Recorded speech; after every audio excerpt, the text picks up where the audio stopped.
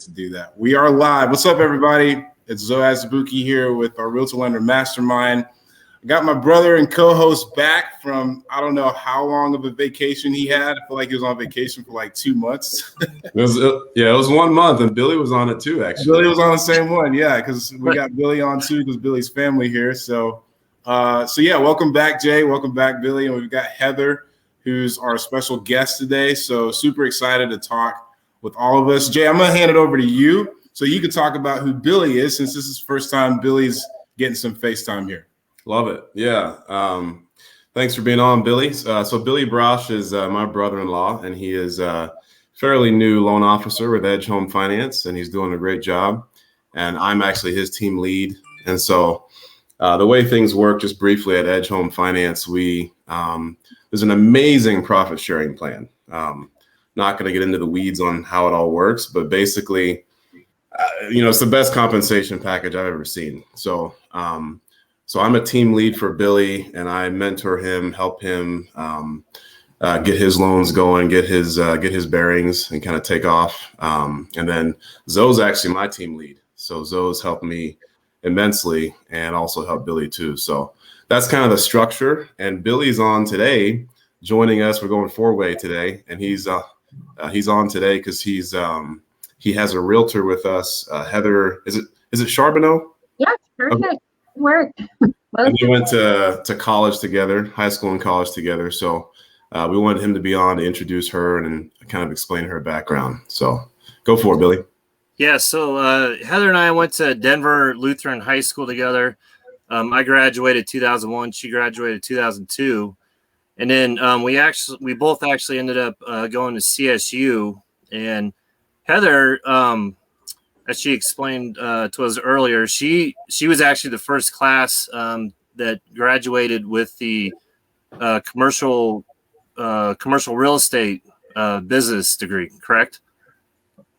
Yeah. And then she graduated there in 2007 and headed off to London, and I'll let her take it from there to kind of explain her background and how she ended up starting Roos Realty. Awesome. Thanks so much. I went to London for a year, worked in the hotel industry. Obviously, 2009 and 10 were kind of crazy financially and for jobs and everything else that was going on, especially in our housing market. So I was one of the rare people that was getting in when everyone was getting out. I got my license before I moved to London. When I came back, I started with Your Castle Real Estate, which is a great local real estate company here in Colorado. And got going with them basically when it was all short sales and foreclosures. So to say that the learning curve to start was steep is an understatement. My first deal was a short sale. Short sales are not short. It took 6 months to close that. I think a lot of people don't realize that when you say short sale. So it was tough. Like the beginning of my career was a battle, but it's definitely helped me transition into kind of challenging times in real estate right now, but in a totally different form. So so I've been in real estate going on 11 years now. In 2016, my husband really kind of pushed me to step out of my comfort zone and start our own real estate company. So we did. It's called Roos Realty.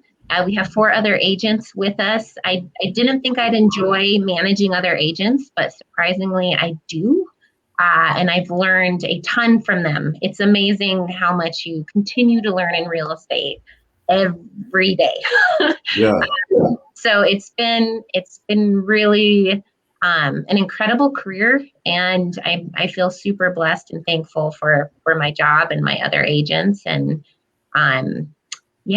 hopefully that was enough. Yeah, no, that's great. That's great. I'm going to actually ask some questions based on what you just said. You kind of came into the industry from London, and then from what it sounds like, you started Roos Realty almost immediately, or how long was that gap between kind of working on your own and deciding to start your own brokerage? That was about 6 years. So I was with Your Castle for 6 years, and they're a great company, super numbers based.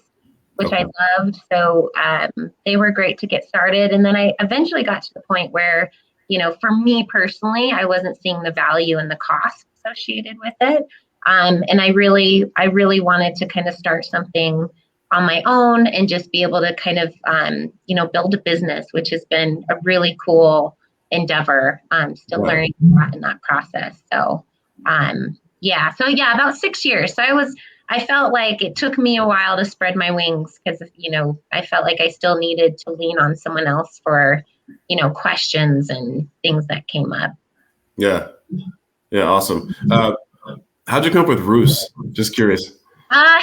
So initially I wanted like Nest because I'd always joke, when we'd have clients, I'd be like, oh, they're in the nesting mode. They find a house and immediately want to put furniture in it and make it pretty. So I wanted Nest. We kind of did research on that. And I was like, all right, there's a lot of Nest out there. I'm like, well, I like the idea of a bird. So we came up with Roost, the idea of kind of finding your roost or somewhere to, put your feet and to take rest. So that's kind of where it came up from. Love it. I was just curious about that. Yeah, thanks. So Heather, a lot of times, when people are going to college and starting out, they don't really know what they want to get into. Did you know like pretty early on that you wanted to be in real estate, or did you have like parents or family members that were in real estate, or what made you first interested in pursuing that? I was that weird kid who used to ride my bike to the new build areas and look through the show homes. So I think it has always been, homes have always just really interested me. And I think when I saw my parents buy some real estate, especially some investments for like my grandparents, I always loved going on the home showings with them. So no family connection to it. It's just something I've always had a lot of interest in. At the time when I saw that was a potential degree option, it kind of just, accounting, not my thing. The finance, none of those really interests me as far as the business school went. So I went for it with the idea really to get more into the commercial side. But the more I talk to people in the industry, the more I realize like sometimes it's easier to get into the residential side and transition into commercial.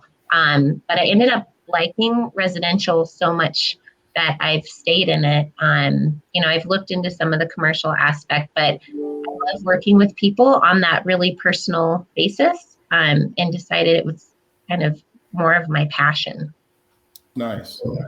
Yeah, so I love your story, Heather. First off, the London roots. People don't know this. A lot of people don't know this. That's actually where Jay and I were born. Me and my sister. Oh, you're kidding. London. Yeah, so we got the London roots there with you. We'd have to have another conversation at another time, some of that. But my question for you is, I'm curious about, here on Realtor Lender Mastermind, we talk about lead generation a lot. And so I'm curious as to where that process started for you, being in commercial and then kind of coming back around to residential. How do you get your business? What would you say is kind of the granular, theme behind your approach for growing your business and getting your business? Well, I'm kind of out of the box on this one because I'm kind of old fashioned with it. It's been reaching out to my immediate, group of friends, family, connections, and kind of growing it from there. One thing that I've done, when you're brand new, it's just trying to get the word out. My husband's been really good as far as like pushing social media, things like this. This is huge, letting people know what you do. I think one thing that your castle always said was like, don't be a secret agent. A lot of people are uncomfortable talking about what they do or don't want to seem pushy.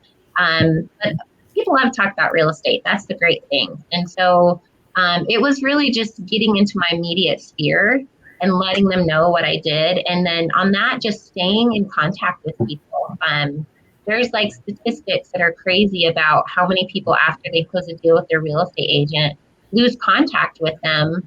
And then, can't remember how to look them up again when they want to sell again or buy again. And so, having genuine relationships too. I try to keep up with people, give them calls when I think about them, make it as genuine as possible.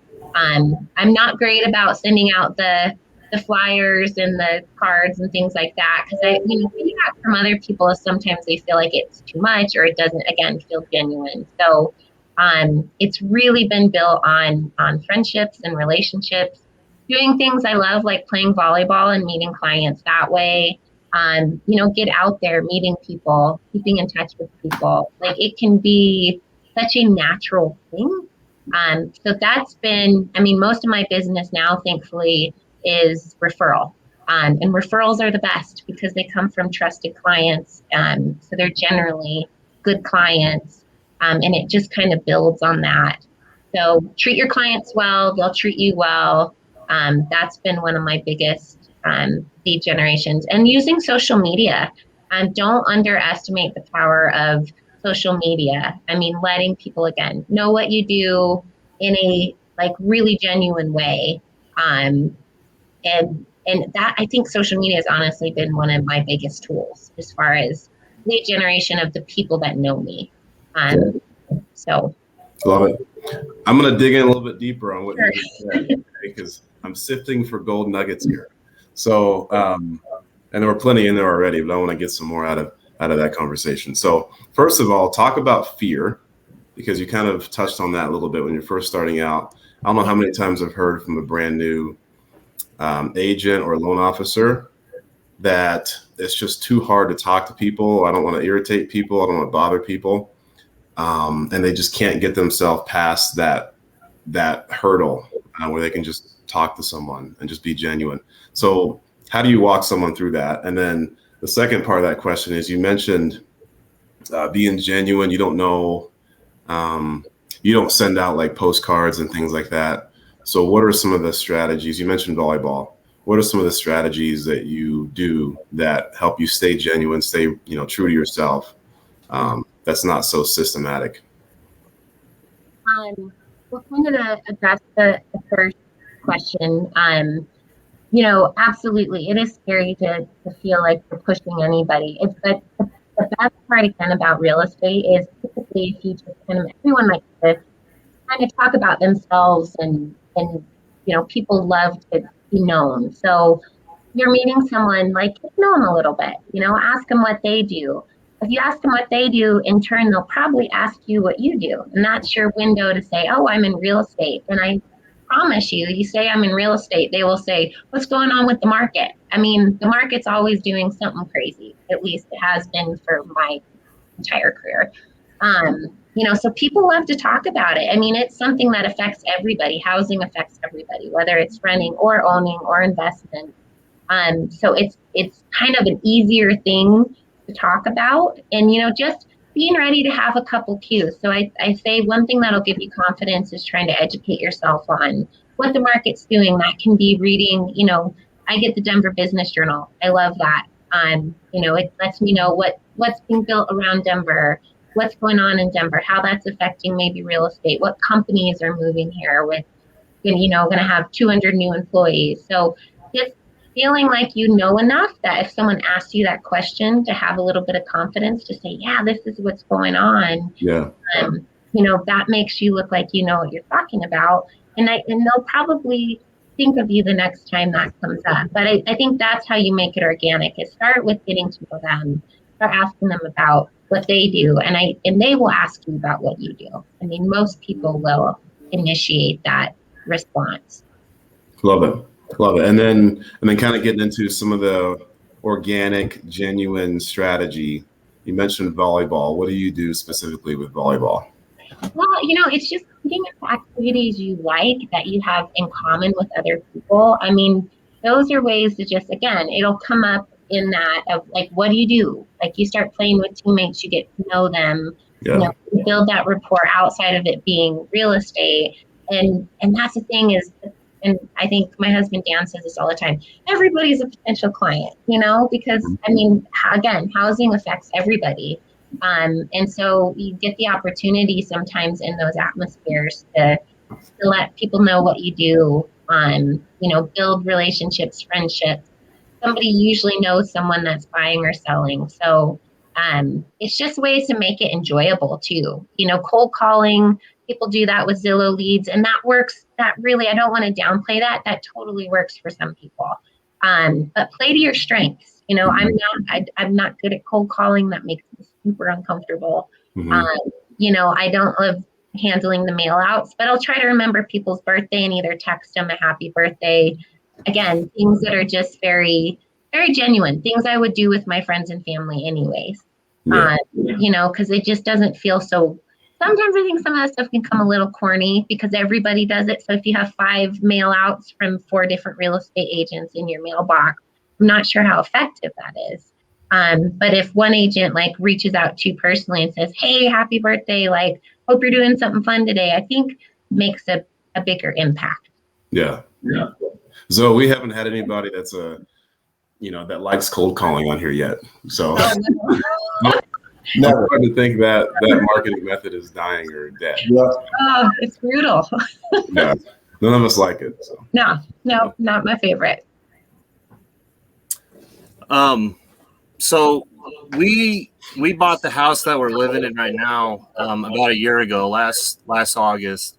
And I keep telling myself I'm so glad that we were looking for a house last spring and summer and not this year, just because of how crazy everything's been.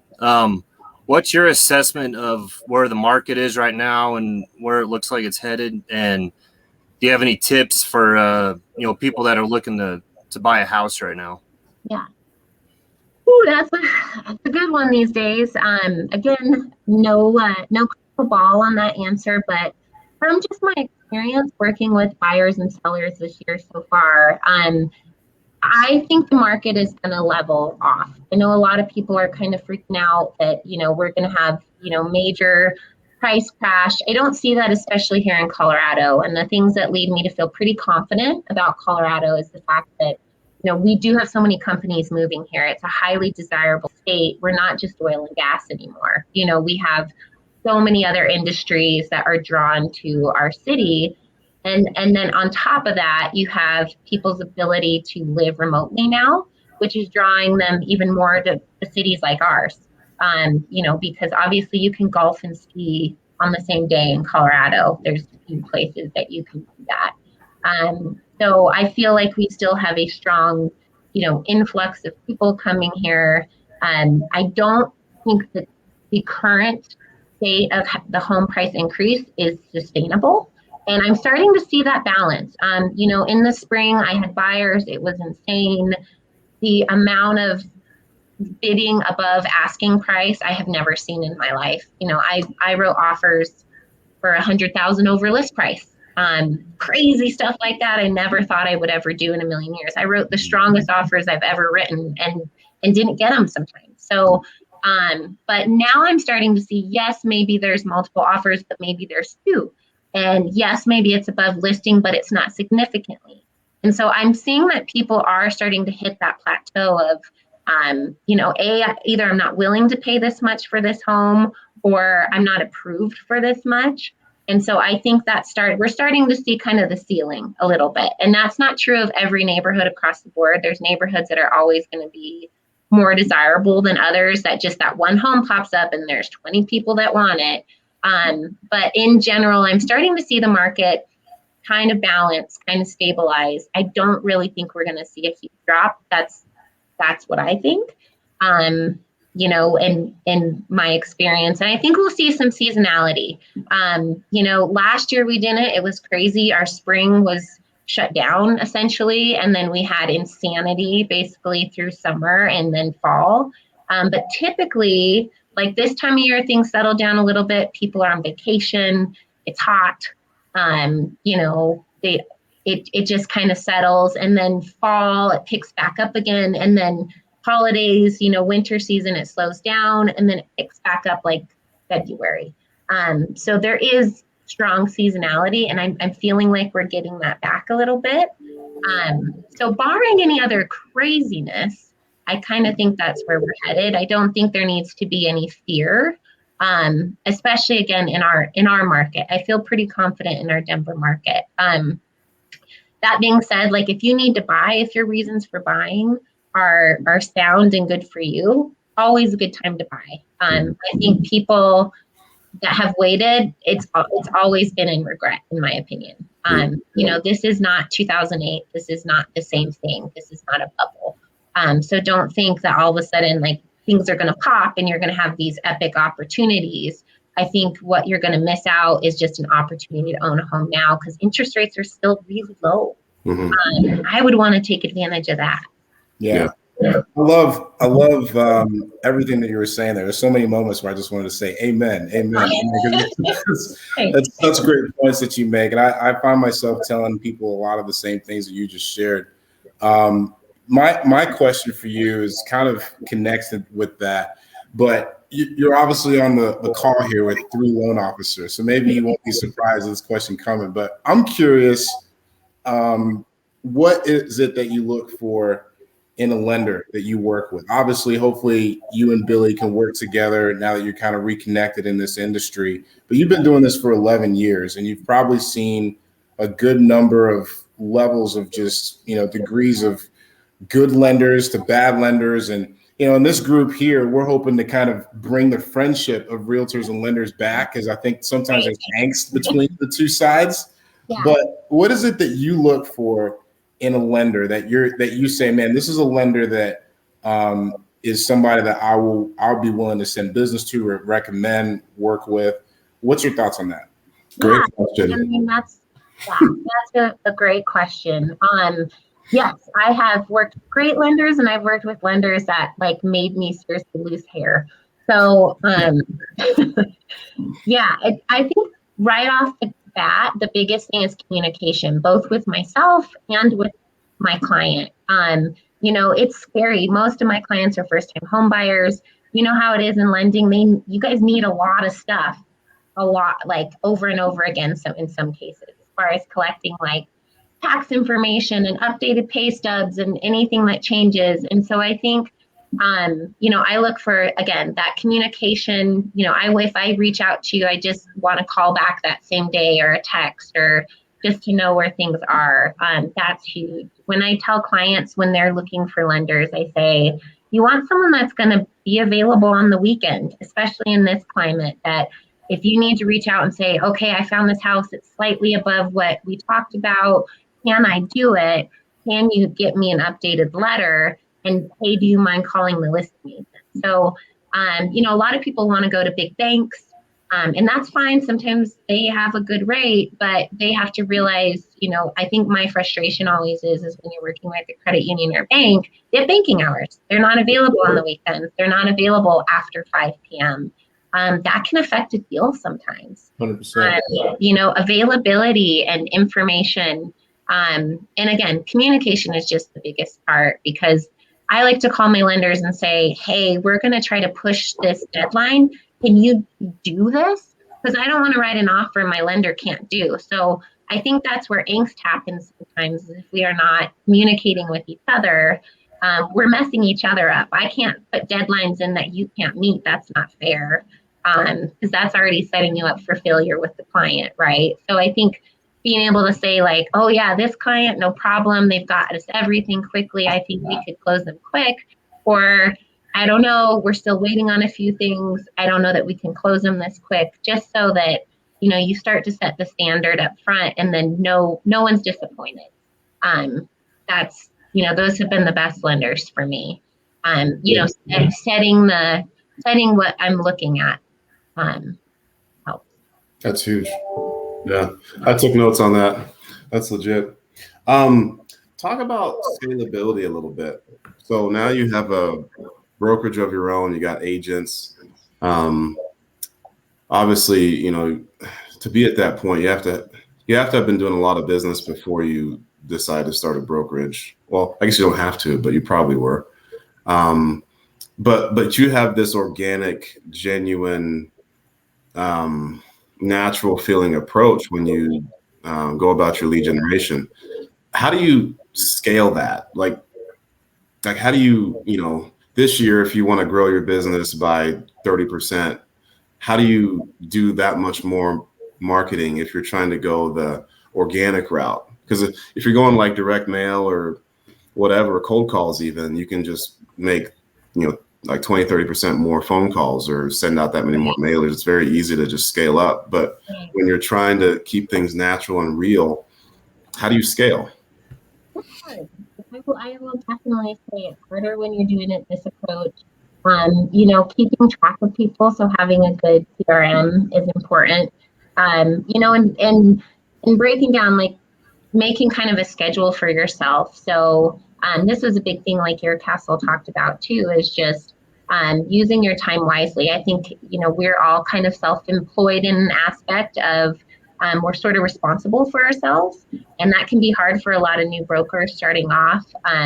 But having time during the day where you're reaching out to people, just like you'd fit a workout in, you fit out time to reach out to people. So maybe you reach out to more people in a day. You add some people to that list, or maybe, hey, I've got this extra time. I'm going to join this group. I'm going to join this neighborhood organization. How do I get in front of more people? I think that can always be a way to drum up business, and setting your personal goals for what that growth looks like. I know a lot of other agents, the biggest thing about when you're scaling up is also having the help behind it. So whether that's getting a transaction coordinator so that you're not doing all the paperwork side of it, getting other teammates. A lot of agents bring on buyers or other agents to help them with buyers, because realistically, if you're going to be fair to a buyer in this market, I think 5 max is what you can really work with and give them what they need in this market. So bringing on someone to help you with that, or making a team, can be super, super helpful with that, and still have that organic feeling, but hey, you're teaming up with someone else. So, it's about kind of putting the structures in place. But again, if you're really trying to just max out growth, sometimes maybe it is cold calls. I think I've gotten to a point where, I'm really happy with the amount that I'm doing and balancing it with my life and having a child and, having time for my husband and the activities I enjoy doing. So I've been pretty happy where it is. So I'm not in the scale up phase right now. I'd like to see my other agents get busier. So I think I probably have more energy on that. But, and that's an excellent point. I think sometimes if you're really just looking to scale, you might have to do some Zillow leads. You might have to do some cold calls. I see. You might have to knock on doors the old fashioned way. It sounds so scary. But it just depends on each person's, real estate, there's no ceiling. So what do you want yours to be? Mm-hmm. Where's your work-life balance? How do you make that work? And then making sure you bring on people that help you attain those goals. Yeah, I love that term in their work-life balance, because that's something that I think can kind of lose the meaning of in the industry like we're in, because of the fact that there is no ceiling. Like you said, you can pretty much make your ceiling. It's really easy, especially for someone like me. I'm super competitive. Jay and I, we come from a competitive family. We played basketball, and just the idea of going for more is always like a very, very tempting thought, and make more, do more, help people more. But that work-life balance is something I think we need to talk more about, because you have people in your life that potentially can lose if you're not aware of trying to have that healthy balance. So my question for you is just to kind of camp on that part a little bit. And also, 2-part question, I guess. I'd like to know what your goals are with that in mind. Like, do you set yourself goals for your business, keeping in mind that you do want to have a healthy balance between work and life and everything else that's around you? What does that look like as far as just setting that goal for your business and then setting that goal for your personal life? Yeah, that's a great question. I think we have a 1.5-year-old at home, so that really kind of changed, how we live our lives. It just does. You throw a kid in. Kids will change your plan. Yes, they do. So that has been like this whole new challenge. Beforehand, my husband and I were really passionate about travel, so that was kind of our thing that we worked really hard for, is to go and travel different places. And we still want to do that, but obviously it's a little more complicated. And And so as far as like work-life balance goes, every January we kind of sit down and we set a series of goals, both personal, physical, goals for our business, goals for our family, spiritual goals, all kinds of things. We sit down and we put them to paper. And that's something that my husband's always been really big on doing. And it's so helpful just to visualize those things. I look at it as less as like, a New Year's resolution is like, hey, let's just work hard towards these things. And it's fun to see the next year, to see which one of those you can kind of check off your list.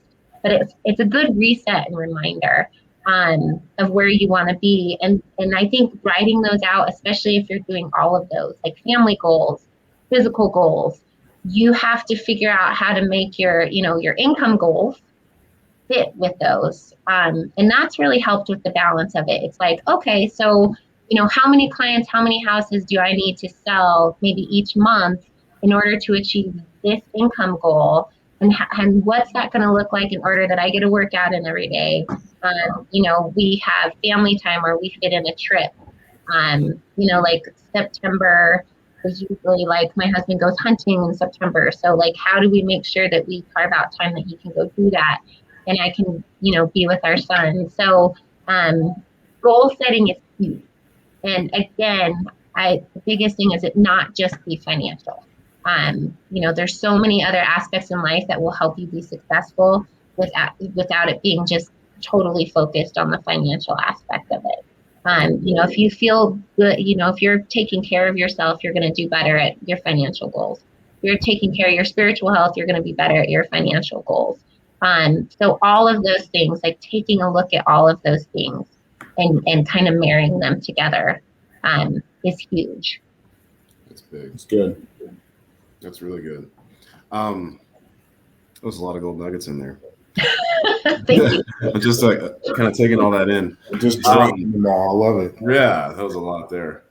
Kind of to wrap us up, we'll probably go into some Q&A. I'm not sure how many live viewers we have right now, but what would you say to a struggling agent or a struggling loan officer? Sometimes it's actually most of the time it's pretty hard to figure out unless you're actually sitting with them every day, seeing their activity or lack thereof. It's hard to figure out why someone isn't just, can't seem to get it going. I've talked to agents, or I know agents that are extremely successful, and they might even be in like their second year of the business, and they're just crushing it. And I know some agents who will even call me and kind of say, hey, I'm just struggling, can't seem to catch a break kind of thing. What would you say to that struggling agent to just help them at least get on the right track and start heading down the right direction towards their goals?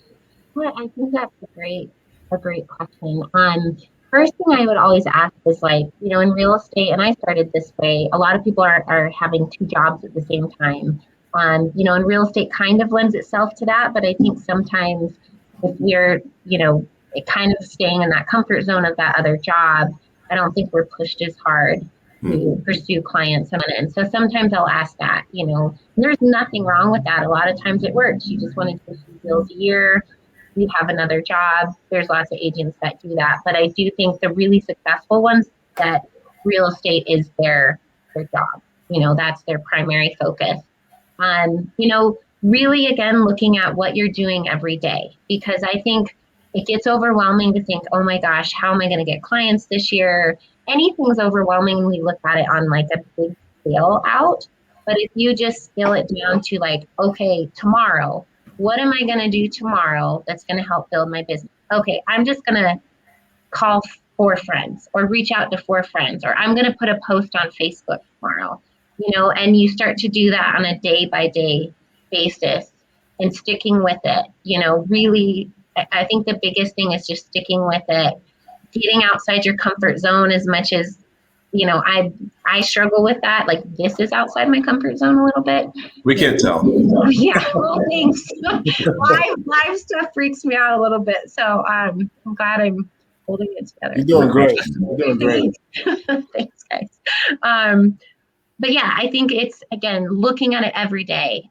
What am I doing that's not working? what could I implement starting tomorrow on a daily basis that starts to build and sticking it out. I mean, everybody knows a real estate agent. I started when everyone was leaving. Right now, like, people are getting in like crazy. So how do you set yourself apart? Like, what are the things that you are passionate about? Again, getting back to that, like what areas are you interested in? How do you meet like similar minded people? Take it on a day-to-day basis. I think that really is the biggest key, and start implementing every day. Like, build those habits and you will start to see your pipeline grow. Because I think, and that you're not alone. It's not that, remembering like it doesn't make you a failure. It's just a matter of, how much effort are you willing to put into it? Yeah. I know an agent, she reached out to me. I love talking with new agents, and just, it's something I'm passionate about. So we've had people come and just talk with me, grab coffee, always happy to do that. And, she'd worked in Hawaii for a little while. She moved out here with her family, and she's killing it. And she's only been in Colorado, I think 3 or 4 years. And she is just phenomenal. But, I watch her stuff and I'm like, I need to pick it up. She's like, doing live feed videos, like taking pictures when she'll go look at model homes and say, all right, showing of the week. And she'll ask people questions on Facebook. So she's constantly engaging with her Facebook community in a very, like, again, organic way that's fun. It's not just, here's a house, here's an article, like fun things like, hey, what do you think about this kitchen? Hey, what do you think about this? And she's killing it. So, I mean, it's really, again, taking advantage too of like our technology base. I don't think you have to pay for Zillow leads if you're utilizing your technology. Facebook, and it's exhausting, but Facebook, Instagram, I don't Twitter, but I hear it's great. TikTok, those things, just get out there, get in front of people, and it will pay off. Yeah. Ton of gold nuggets there. I'm glad you said all that stuff about the consistency. I think a lot of times if you actually were to sit with that person who's struggling and you just quietly sat there for the whole week, like there wouldn't be that much activity, towards lead generation, just to be honest with yourself, right? Like, how many people have you talked to this week? Because it's really simple. The more people who are super successful, they probably talk to the most people or engage with, or you're on the most people's minds. So I love how you pointed out too the focus element of are you all in on this career, or are you doing something else? Like you said, it could work for other people. Sometimes it can work, but normally it's hard to focus on multiple things, right? Especially when you got a side job here, a side job here. But when you really zone in and say, hey, real estate, mortgage, whatever it is my full-on career. Now you can really focus on those tasks that you have to do every day to really make that happen. And then it's just a matter of trusting that what you're putting in is eventually going to come out, even though it may take time. You have to give yourself sometimes that time for it to actually play out. But planting those seeds every day, like you said, is crucial, just that activity level. So, yeah, your back's against the wall too, because you burned all the bridges. I mean, you cut all your safety nets, whatever the analogy is. I mean, you can't go back. So now you have to make the money. You got to make the revenue, and you're going to work. You're going to work harder because you have to. Yeah. So good stuff there. Yeah. Thanks so much, Heather, for sharing. We've got a quick Q&A session here, and we'll wrap up. I think Bob posted a question. I just put it on the screen there. I don't know if you can see it, Heather, but he's asking what would your response be to people saying they don't want to sell in this overpriced market because they'll end up having to buy in the same overpriced market? How do you answer that question? Well, that's a great question, first of all, and I've definitely had it before. I think, again, it comes down to what your needs are. If you're looking because you want to downsize, or your family needs a bigger house, whatever it may be, make decisions based on that, not on trying to time the market. Very rarely does timing the market work for anybody. I think right now it's saying, okay, the good news is when you sell your home, it's going to sell quickly. I think right now is a great time to sell homes that maybe wouldn't sell as quickly either. Homes on busier streets, homes on, corners that back to busier streets, whatever it may be, and taking advantage of that. And then again, we've got low interest rates. So yes, you're back in the same market, and yes, you're putting a lot of that equity into your next home, but you're still locking into a low interest rate. You're still getting into hopefully a better situation in the next house that you have. I have clients kind of going through the same thing right now. They're trying to upgrade for more space for their family, and it is hard because it is competitive, and they are going to end up putting a lot of the equity into this next home, but it's what's best for their family. So again, it's an individual basis of like, I guess if you don't have to move right now and that it's not necessary, then that's fine. Stay in your home, stay in your equity, refinance, take advantage of these lower interest rates. But if you need it, I wouldn't, again, try to time the market. I don't think we're going to see drastic changes, in the future. This is just me. So barring any craziness again, because couldn't have predicted last year. So. Yeah. Zoe, you're muted, I think. Yes, there I go. Sorry. I was like, my wife's phone was ringing in the background. It's like she's got this crazy ring now. Like, babe. But yeah, you're right. Real estate is just going to keep going like this with time, right? That's what time of service real estate does. It appreciates in value over time. So it's kind of like, you have to deal with that to a degree in any market that you're in. But I like your points. Rates are low, historically low. You could possibly have stronger buying power if you're to switch over your equity, whether you're buying at the same price point or slightly higher. There's still good opportunities when you keep all that in mind. And again, you got to think of it as an investment long term. This time next year, we're probably dealing with a higher price point than now, right? So trying to time that market, I agree with you. There's not really an angle there that we should take because real estate is going to appreciate over time in general. So that was well answered. I don't see any other questions in the chat. Billy, Jay, do y'all have any other questions for Heather? Did we wrap up here? I got to ask most of mine. Good stuff. Really good stuff to share today, Heather. Yeah. Thank you guys so much for having me on. I appreciate it and getting me out of my comfort zone. So there you go. For sure. You're welcome. We're going to post this on the in the group, and then some people may come on later and ask some questions and stuff, as most of our viewers will end up watching it after we've recorded. But yeah, it's been great having you, Heather. Thank you so much for spending the time. Like Jay's kept saying, it's been a whole bunch of gold nuggets that we can come back to here. So we really appreciate you sharing your wealth of knowledge.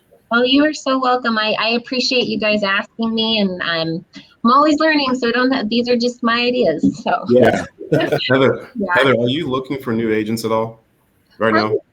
Not right now. We just brought on another agent, actually a good friend I grew up next to. And so I've been trying to keep it small so that I can really manage it and be available. And I've got agents that are awesome and they're super trustworthy, and I always like that too. So gotcha. Yeah. But thanks for asking. I appreciate it. Just wanted to check. We have a lot of agents in this group, so just want to make sure. Okay. I appreciate that. My husband would always say yes. That we'll always talk to new agents. So, but I think I'm always open to it. But I'm very comfortable with what we have now. Love it. Nice. Love it. Cool. Awesome. Thank you guys so much, Billy. Thank you so much. I'm really looking forward to working with you, and it's cool to be in the same industry after so many years. Yeah. Thanks for coming on. It was good talking to you and seeing you again. Yeah, good to see you too. You guys. Heather, we can say on Billy's behalf, anything you send him, he's going to slam dunk it. We're going to make sure of that. So you're in good hands with him for sure. Great. Oh yeah. All right. Thank you guys. Yeah, awesome. Thanks for being on again. And we'll tune off. And then until next time, everybody take care. Thanks for being on, everybody. See ya.